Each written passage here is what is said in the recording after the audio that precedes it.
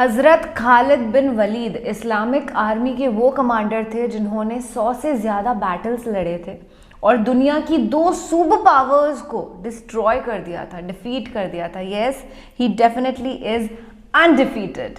हे hi hello नमस्ते जी, सत श्री अकाल, अस्सलाम वालेकुम। मैं निधि शर्मा इंडिया से, और मैंने आम तौर पर नोटिस किया है कि हमारी जो स्कूल की एजुकेशन है उसके अंदर बहुत सारे ऐसे लीडर्स रहे हैं, ऐसी पर्सनालिटीज़ रही हैं जिनको ग्लोरीफाई नहीं किया गया, जो कि बहुत ही गलत बात है। बच्चों की हिस्ट्री के अंदर ये सब कुछ उनको मालूम होना चाहिए कि क्या क्या जंगें लड़ी गई और कौन है असली hero and who is the real villain. ये तो एटलीस्ट बच्चे को पता होना ही चाहिए ना। बट कोई टेंशन वाली बात नहीं है, we have very informative videos on YouTube. So I am thankful कि आज हज़रत खालिद बिन वलीद की रियल हिस्ट्री पे रिएक्शन होने वाला है। ये इतिहास के बहुत ही बड़े योद्धा रहे हैं, और बीइंग अ हिंदू मेरे परिवार में कभी खालिद बिन वलीद की बात नहीं हुई, पर आज होगी। ये अपने आप में एक पर्व है, एक खुशी मनाने वाली बात है। तो अपन इस वीडियो को स्टार्ट करते हैं, उसके बाद ढेर सारी दिल में जो भी संगीन बातें आएंगी गुफ्तगू करेंगे, and I am very sure after this video I will be left emotional. So let's jump into the ocean of our emotions right now. दोस्तों, आज हम ऐसे दौर में जी रहे हैं कि जिस दौर में मुसलमानों की नई नस्ल के बच्चे अपनी हिस्ट्री को पढ़ने से बोरियत महसूस करते हैं। आज हालात तो ये कहते हैं कि हर मुसलमान बच्चे को अपनी तमाम चीज़ों से तवज्जो को हटाकर सिर्फ अपनी हिस्ट्री यानी इतिहास पर तवज्जो देना चाहिए। लेकिन वहीं दूसरी तरफ मुसलमानों के बच्चों का आज उल्टा हाल हो चुका है। वो लोग अपनी हिस्ट्री को पढ़ने की बजाय पबजी, टिकटॉक जैसे फालतू के ऐप्स पर अपना टाइम बर्बाद कर रहे हैं, और यही वजह है कि हम तमाम लोग धीरे धीरे पहले के लोगों के मुकाबले में अपने मजहब यानी मजहब इस्लाम से दूर होते जा रहे हैं। दोस्तों, हम सब के लिए हिस्ट्री को पढ़ना इसलिए भी ज़रूरी हो जाता है क्योंकि जब हम सब लोग अपनी हिस्ट्री को पढ़ेंगे और उस हिस्ट्री में हम अपने बड़े बड़े हीरोज़ के बारे में पढ़ेंगे, तो जाहिर है कि हम उनके नक्शे कदम पर चलकर ही अपना खुद का या फिर अपने मज़हब का या फिर अपने मुल्क का नाम हिस्ट्री में लिखवा सकेंगे। क्योंकि एक बहुत ही मशहूर कहावत है कि अगर तुम चाहते हो कि इतिहास तुम्हें याद रखे तो तुम भी अपना इतिहास याद रखो। दोस्तों, आज की इस वीडियो में हम बात करेंगे एक ऐसे इस्लाम के महान योद्धा के बारे में कि जिसकी बहादुरी और पैतरेबाजी की तारीफ न सिर्फ मुसलमान बल्कि गैर मुस्लिम भी करते आए हैं। दोस्तों, इतिहास का ये महान योद्धा कितना ज़्यादा ताकतवर और होशियार था, इस बात का अंदाज़ा सिर्फ इस बात से लगाया जा सकता है कि इस्लाम के पैगंबर यानी हज़रत मोहम्मद सल्लल्लाहु अलैहि वसल्लम ने इस योद्धा को सैफुल्लाह का नाम दिया था। सैफुल्लाह का मतलब होता है अल्लाह की तलवार, यानी इनका नाम रखा गया था अल्लाह की तलवार। दोस्तों, इस महान और होशियार शख्स को आज पूरी दुनिया खालिद बिन वलीद के नाम से जानती है। दोस्तों, खालिद बिन वलीद का जन्म 592 ईस्वी में मक्का शहर में हुआ था। आपके वालिद यानी जिनका नाम वलीद था, उनकी गिनती मक्का के उन चंद लोगों में हुआ करती थी जो मक्का में सबसे ज़्यादा अमीर और सबसे ज़्यादा नामवर लोग थे। दोस्तों, जिस वक्त इस्लाम के पैगंबर यानी हज़रत मोहम्मद सल्लल्लाहु अलैहि वसल्लम ने नबुव्वत का ऐलान किया और लोगों को इस्लाम की तरफ बुलाना शुरू किया, उस वक्त खालिद बिन वलीद उन लोगों में गिने जाते थे कि जो लोग इस्लाम के सबसे ज़्यादा मुखालिफ थे। ये इस्लाम के सबसे ज़्यादा कट्टर दुश्मन थे और ऐलान नबुव्वत के 19 साल बाद तक ये काफिर ही रहे। ये इस्लाम के इतने ज़्यादा बड़े दुश्मन थे कि हमेशा इस्लाम को ही मिटाने के बारे में सोचा करते थे, हमेशा इस्लाम के खिलाफ साजिश करने वालों के साथ ही में बैठा करते थे। मगर दोस्तों, जग जाहिर है कि अल्लाह ताला की तो शान ही निराली है। कोई नहीं जानता कि अल्लाह ताला किसे हिदायत दे दे, और यही खालिद बिन वलीद के साथ हुआ। दोस्तों, जब भी मुसलमानों और काफिरों के दरमियान जंग हुआ करती थी तो ज़्यादातर जंगों में काफिरों की तरफ से फ़ौज के सिपहसालार हज़रत खालिद बिन वलीद ही हुआ करते थे, क्योंकि ये फ़ौज में सबसे ज़्यादा महारत रखा करते थे। दोस्तों, यकीनी तौर पर आपने वो वाक़या तो ज़रूर सुना या पढ़ा होगा कि जब जंग उहद के मौके पर हुजूर अकरम सल्लल्लाहु ताला अलैहि वसल्लम ने मुसलमानों की फ़ौज में से कुछ सहाबा को एक पहाड़ी के रास्ते पर ये कहकर खड़ा कर दिया था कि चाहे मुसलमान फ़ौज जीते या हारे, लेकिन तुम लोगों को इस पहाड़ी के रास्ते से नहीं हटना है। کیونکہ وجہ یہ تھی کہ وہ پہاڑی ایسی جگہ پر تھی کہ مکہ کے کافروں کی فوج اگر چاہتی تو اس پہاڑی کے راستے سے پیچھے سے آ کر مسلم فوج پر چپکے سے حملہ کر سکتی تھی۔ لہٰذا حضور اکرم صلی اللہ علیہ وسلم نے اسی وجہ سے اس پہاڑی پر چند صحابہ کو کھڑا کر دیا تھا تاکہ کافر ادھر سے کسی بھی صورت میں حملہ نہیں کر سکیں۔ دوستو، بہت خطرناک جنگ ہوئی۔ مسلمانوں نے گنتی میں کم ہونے کے باوجود بھی مکہ کے کافروں کو دھول چٹا دی، لیکن یقیناً خدا تعالیٰ کو کچھ اور ہی منظور تھا۔ جن چند لوگوں کو اسلام کے پیغمبر یعنی حضور اکرم صلی اللہ تعالیٰ علیہ وسلم نے پہاڑی کے راستے پر کھڑا کیا تھا، ان لوگوں نے جب دیکھا کہ مسلمان جنگ جیت گئے ہیں اور کافروں کے مال کو لوٹنے لگے ہیں، تو ان لوگوں میں سے زیادہ تر لوگوں نے بھی اپنی جگہ چھوڑ دی اور میدان میں آ کر خوشی منانے لگے۔ اس کا نتیجہ یہ ہوا کہ خالد بن ولید، جو اس وقت کافروں کی فوج میں شامل تھے اور اس وقت کافر ہوا کرتے تھے اور جنگ میں بھی بہت زیادہ مہارت رکھا کرتے تھے، انہوں نے اپنے چند لوگوں کے ساتھ میں پیچھے سے مڑ کر اس پہاڑی والے راستے سے مسلمانوں پر دوبارہ حملہ کیا۔ یہ اتنا خطرناک حملہ تھا کہ مسلمانوں کو کچھ سمجھ ہی نہیں آیا کہ آخر یہ کیسے ممکن ہو گیا۔ خالد بن ولید نے اپنی تلواروں سے لگاتار کئی صحابہ کو شہید کر دیا اور دیکھتے ہی دیکھتے پوری جنگ کا نقشہ بدل گیا۔ وہ جنگ جو مسلمان جیت چکے تھے اب ان کی ہار میں بدل چکی تھی، اور یہ سب کچھ ہوا تھا خالد بن ولید کی مہارت کی وجہ سے، جو اس وقت کافر ہوا کرتے تھے۔ دوستو، صلح حدیبیہ کے بعد حضرت خالد بن ولید اکثر پریشان رہنے لگے تھے، اور ان کی پریشانی کی صرف ایک ہی وجہ تھی، اور وہ وجہ تھی اسلام کی دن و دن ترقی ہونا۔ دوستو، وہ ہمیشہ سوچتے رہتے تھے کہ آخر کیا وجہ ہے کہ کافروں نے کئی بار مسلمانوں کو جنگ کے میدان میں چیلنج کیا ہے، لیکن کافروں نے ہمیشہ اچھے ہتھیار اور اچھے جنگجو اپنے پاس ہونے کے باوجود بھی ہمیشہ مسلمانوں سے منہ کی کھائی ہے۔ ان کے دماغ میں عجیب عجیب باتیں آیا کرتی تھیں۔ وہ سوچتے تھے کہ آخر کیا وجہ ہے کہ مسلمان ہمیشہ ہم سے جیت جاتے ہیں؟ کہیں ایسا تو نہیں کہ مسلمانوں کے ساتھ کوئی غیبی طاقت ہو؟ کبھی ان کے دماغ میں آتا کہ کہیں ایسا تو نہیں کہ محمد سچ میں ہی اللہ کا رسول ہو؟ دوستو، حضرت خالد بن ولید ان تمام باتوں سے پریشان ہی تھے کہ اچانک سے ایک دن ان کے بڑے بھائی کا ان کے پاس ایک خط آتا ہے۔ اس خط میں لکھا ہوا تھا کہ اے خالد، تم کہاں ہو؟ حضرت محمد صلی اللہ علیہ وسلم نے مجھ سے تمہارے بارے میں پوچھا ہے کہ آخر خالد کہاں ہے۔ اس خط میں ان کے بھائی نے لکھا تھا کہ میں چاہتا ہوں کہ تم اس اندھیری دنیا سے نکل کر اسلام کی روشنی کی طرف آؤ اور اسلام میں داخل ہو جاؤ۔ یہ خط پڑھتے ہی حضرت خالد بن ولید کے اوپر اس خط کا اتنا خطرناک اثر ہوا کہ آپ فوراً پیغمبر محمد صلی اللہ تعالیٰ علیہ وسلم کی طرف روانہ ہوئے اور ان کی خدمت میں حاضر ہو کر اسلام قبول کر لیا، یعنی اسلام دھرم میں شامل ہو گئے۔ دوستو، حدیثوں کی کتاب میں آتا ہے کہ پیغمبر محمد مصطفیٰ صلی اللہ علیہ وسلم نے رومن امپائر کی طرف یعنی سیریا کی طرف، جسے پہلے ملک شام کہا جاتا تھا، اپنا ایک ایلچی روانہ کیا، لیکن رومن امپائر نے اپنے غرور و گھمنڈ میں آ کر مسلمانوں کے اس ایلچی کو قتل کر دیا۔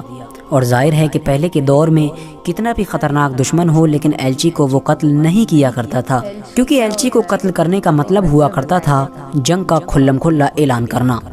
جب مسلمانوں کا ایلچی قتل کر دیا گیا تو حضور نے بھی مدینے سے صحابہ کی ایک بڑی فوج کو جنگ کے لیے سیریا کی طرف روانہ کیا اور اس جنگ کا سپہ سالار بنایا حضرت زید بن حارثہ کو۔ دوستو، زید بن حارثہ حضور اکرم صلی اللہ تعالیٰ علیہ وسلم کے منہ بولے بیٹے بھی تھے، اور یہ وہ واحد صحابی ہیں کہ جن کا نام قرآن میں بھی آیا ہے۔ اور حضور نے جاتے ہوئے صحابہ کو یہ نصیحت فرمائی کہ اگر زید شہید ہو جائے تو اس کے بعد اپنی فوج کا سپہ سالار جعفر کو بنا دینا، اور اگر جعفر بھی شہید ہو جائے تو اپنی فوج کا سپہ سالار عبداللہ بن رواحہ کو بنا دینا، اور اگر وہ بھی شہید کر دیا جائے تو اس کے بعد جس پر تم لوگ متفق ہو جاؤ اسی کو اپنا سپہ سالار بنا دینا۔ حضور نے یہ نصیحت کر کے سیریا کی طرف اپنے لشکر کو روانہ کیا، اور حضور صلی اللہ علیہ وسلم مسجد نبوی میں اپنے چند صحاباؤں کے ساتھ مدینے شہر میں بیٹھ گئے۔ ایک طرف سیریا میں جنگ ہو رہی تھی اور دوسری طرف حضور مدینے میں پوری جنگ کا نقشہ اپنے صحابہ کو بیٹھ کر بتا رہے تھے۔ بڑی ہی خطرناک جنگ ہوئی اور حضور رو رہے تھے اور اپنے صحابہ سے کہہ رہے تھے کہ جنگ میں اب زید کو شہید کر دیا گیا ہے، اسلامی فوج کا جھنڈا اب جعفر بن طیار کے ہاتھ میں آ گیا ہے۔ تھوڑی دیر بعد حضور رو رہے تھے اور کہہ رہے تھے کہ جعفر کو بھی شہید کر دیا گیا ہے اور اب جنگ کا جھنڈا عبداللہ بن رواحہ کے پاس آ پہنچا ہے۔ اس کے بعد حضور نے فرمایا عبداللہ بن رواحہ کو بھی شہید کر دیا گیا ہے، اور تمام لوگوں کے متفق ہونے کے بعد حضرت خالد بن ولید کے ہاتھ میں اسلام کی فوج کا جھنڈا دے دیا گیا ہے۔ دوستو یہ پہلا موقع تھا کہ جب حضرت خالد بن ولید کے ہاتھ میں اسلامی فوج کی سپہ سالاری تھی، کیونکہ اس سے پہلے تو وہ کافر ہوا کرتے تھے۔ لہٰذا جب اسلام کا جھنڈا حضرت خالد بن ولید کے ہاتھ میں آیا اور اس چیز کو رومن امپائر کی فوج نے دیکھا تو ان کی آدھی ہمت تو حضرت خالد بن ولید کو دیکھ کر ہی ٹوٹ گئی تھی۔ اس کی وجہ یہ تھی کہ دور دور کے لوگ اس بات کو جانا کرتے تھے کہ مکہ کے مشرکین میں ایک خالد نام کا ایسا جنگجو موجود ہے جو اپنے سامنے کسی کو نہیں ٹکنے دیتا ہے۔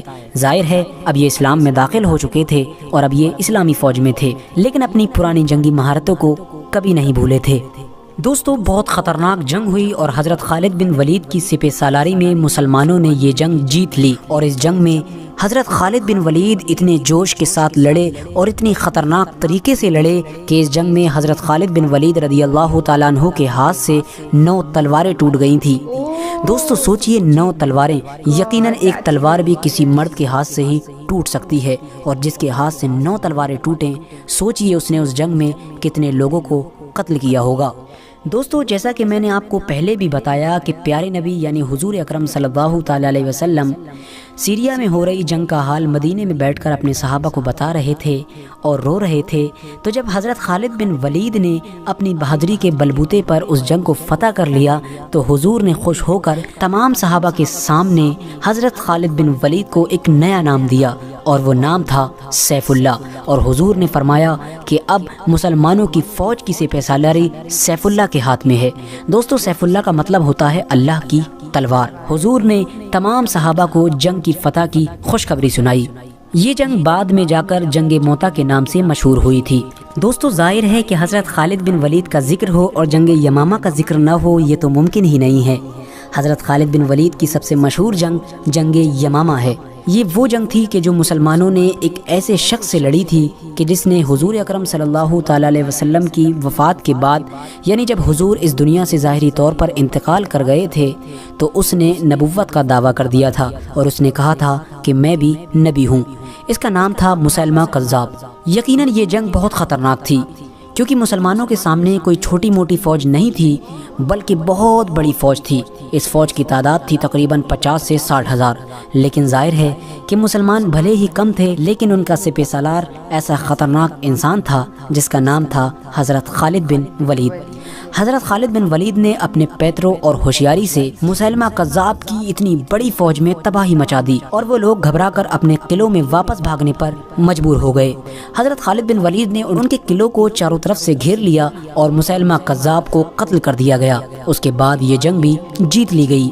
حضرت خالد بن ولید حضرت ابوبکر صدیق کی خلافت کے پورے دور میں مسلمانوں کے آرمی چیف بنے رہے، یعنی مسلم فوج کے سپہ سالار بنے رہے، لیکن جب جنگ یرموک کا وقت آیا اور اس وقت تک حضرت ابوبکر صدیق کی وفات ہو گئی تھی اور حضرت عمر فاروق اعظم رضی اللہ تعالیٰ عنہ مسلمانوں کے خلیفہ بن چکے تھے، تو حضرت عمر رضی اللہ تعالیٰ عنہ نے حضرت خالد بن ولید کو مسلمانوں کے آرمی چیف کے پد سے ہٹا دیا۔ دوستو آج بھی بہت سے مسلمانوں کے دماغ میں بھی یہی غلط فہمی رہتی ہے کہ حضرت عمر فاروق اعظم نے ایک ایسے سپہ سالار کو آرمی چیف کے پد سے کیوں ہٹا دیا جو ہر جنگ میں مسلمانوں کی فوج کو فتح دلا رہا تھا۔ اس کی مین وجہ یہ تھی کہ حضرت عمر فاروق اعظم رضی اللہ تعالیٰ عنہ کی ان سے کوئی ذاتی دشمنی نہیں تھی، بلکہ اس کی اصل وجہ یہ تھی کہ حضرت خالد بن ولید کی سپہ سالاری میں مسلمان لگاتار فتح پہ فتح حاصل کیے جا رہے تھے، اور لگاتار فتح حاصل کرنے کی وجہ سے مسلم فوج کے سپاہیوں کے دماغ میں یہ بات بیٹھ چکی تھی کہ ہم حضرت خالد بن ولید کی وجہ سے ہی جنگ کو جیتتے ہیں، یعنی اگر کسی جنگ میں ہمارے ساتھ خالد بن ولید نہیں ہوں گے تو ہم اس جنگ کو کبھی نہیں جیت پائیں گے۔ مسلم سپاہیوں کی اسی سوچ کو مٹانے کے لیے حضرت عمر فاروق نے حضرت خالد بن ولید کو آرمی چیف کے پد سے ہٹا کر ان کی جگہ پر حضرت ابو عبیدہ ابن جراح کو بیٹھا دیا تھا۔ حضرت عمر کے اس فیصلے سے پورے مدینے میں افراتفری مچ گئی، لوگوں کے درمیان ادھر ادھر کی باتیں ہونے لگی۔ تمام لوگ کہنے لگے، ارے عمر نے یہ کیسا فیصلہ لے لیا، اب مسلم فوج کا کیا ہوگا؟ اتنی بڑی فوج کے سامنے مسلم فوج کیسے مقابلہ کرے گی؟ اگر مسلمان ہار گئے تو کون ذمہ دار ہوگا؟ لیکن دوستو خدا کو کچھ اور ہی منظور تھا۔ مسلمانوں نے جنگ یرموک میں بڑی فتح حاصل کی اور اس فتح کے بعد حضرت عمر فاروق رضی اللہ تعالیٰ عنہ مسجد نبوی میں داخل ہوئے اور آپ نے لوگوں کے سامنے خطبہ دیا۔ آپ نے لوگوں سے کہا کہ اے لوگو، میں تم لوگوں سے اسی سوچ کو تو مٹانا چاہتا تھا۔ تمہیں کیا لگتا ہے کہ ہمیں جتنی جنگوں میں بھی فتح حاصل ہوتی ہے وہ خالد کی وجہ سے ہوتی ہے؟ نہیں، بلکہ ہم کو فتح خالد کے رب کی وجہ سے ملتی ہے۔ کل کو خالد نہیں رہے گا تو تم کیا سمجھتے ہو کہ اسلام ختم ہو جائے گا؟ نہیں، اسلام کو تو ہمیشہ رہنا ہے، کیونکہ اسلام ہمیشہ سے تھا اور ہمیشہ ہی کے لیے رہے گا۔ میرے پیارے دوستو، حضرت خالد بن ولید نے اپنی پوری زندگی میں تقریباً 200 جنگیں لڑی تھیں، اور یہ دنیا کے پہلے ایسے آرمی چیف تھے کہ جنہوں نے اپنی پوری زندگی میں ایک بھی جنگ نہیں ہاری تھی۔ یہاں تک کہ وہ ایک جنگ جو انہوں نے کافروں کی طرف سے مسلمانوں کے خلاف لڑی تھی، یعنی جنگ احد، اس میں بھی ان کو فتح حاصل ہوئی تھی۔ اسلام میں داخل ہونے کے بعد یہ تقریباً 7 سے 8 سال لگاتار کافروں سے جنگ لڑتے رہے تھے۔ اپنی زندگی کے آخری وقت میں یہ بیماری کی وجہ سے بستر پر آ گئے تھے۔ اس کے بعد تمام صحابہ ان کی چارپائی کے ارد گرد کھڑے ہوئے تھے۔ حضرت خالد بن ولید اس بستر پر لیٹ کر زارو قطار رو رہے تھے۔ صحابہ نے پوچھا، اے خالد بن ولید، تم کیوں رو رہے ہو؟ حضرت خالد بن ولید فرماتے ہیں کہ میرے جسم پر کوئی بھی ایسا حصہ نہیں ہے جہاں پر کسی تلوار یا نیزے کا نشان نہ ہو۔ میں نے اپنی زندگی میں سینکڑوں جنگیں لڑی ہیں، لیکن اس کے باوجود بھی آج میں بستر پر ایک بوڑھے اونٹ کی طرح مر رہا ہوں۔ میری بھی خواہش تھی کہ میں کسی جنگ میں قتل ہو کر ایک شہید کا درجہ حاصل کروں، لیکن ایسا نہیں ہو سکا۔ وہاں پر موجود صحابہ نے حضرت خالد بن ولید رضی اللہ تعالیٰ عنہ سے کہا کہ اے خالد بن ولید رضی اللہ تعالیٰ عنہ، ایسا کیسے ہو سکتا تھا؟ کیونکہ اللہ کے نبی نے آپ کو سیف اللہ یعنی اللہ کی تلوار کا لقب دیا ہے۔ اگر آپ کسی جنگ میں شہید ہوتے تو کافر کہتے کہ دیکھو اللہ کی تلوار ٹوٹ گئی، تو یقیناً جب آپ اللہ کی تلوار ہیں تو ایسا نہیں ہو سکتا تھا کہ آپ کو کوئی بھی قتل کر سکے۔ دوستو، اپنی آج کی اس ویڈیو کا ہم یہیں پر اختتام کرتے ہیں۔